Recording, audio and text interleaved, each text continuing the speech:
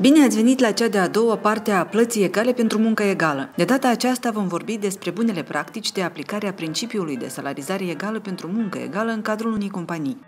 Salariul egal pentru o muncă egală între bărbați și femei este un principiu fundamental al drepturilor omului care se aplică tuturor angajaților și angajatelor, inclusiv ucenici și ucenice, persoane care lucrează de acasă, fie cu normă întreagă, cu jumătate de normă, cu contracte ocazionale sau temporare, indiferent de vechimea în muncă, lucrătorilor și lucrătoarelor ale căror contracte impun prestarea personală a muncii, tuturor condițiilor contractuale, inclusiv salariilor, primelor, plăților de concediu și de boală, orelor suplimentare de lucru și beneficiilor de pensie ocupațională, sportive și sociale.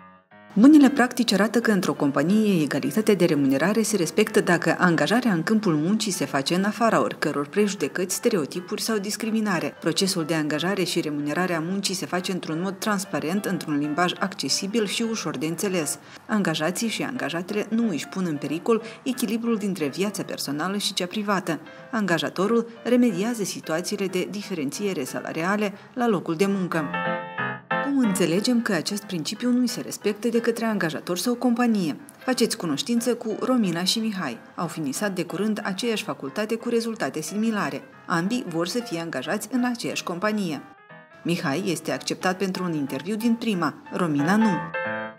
Romina a fost trecută cu vederea din cauza sexului, vârstei și apartenenței etnice. Acest lucru se poate întâmpla cu multe femei, ceea ce le face să obțină mai greu un interviu pentru un job.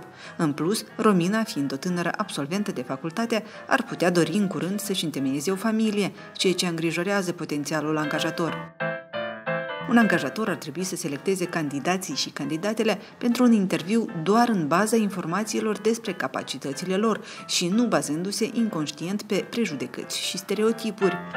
Romina în sfârșit obține acest job, însă descoperă că este remunerată mai puțin decât colegul ei Mihai, care ocupă o funcție similară.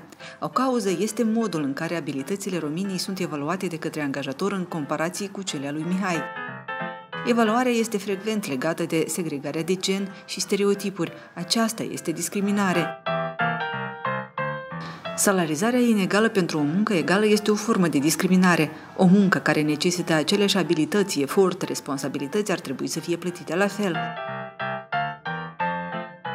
Romina a cerut ajustarea salariului ei, însă angajatorul a spus că nu poate face acest lucru pentru că este nemulțumit de munca Rominei. Astfel, tânăra a decis să depună o plângere la avocatul parlamentar.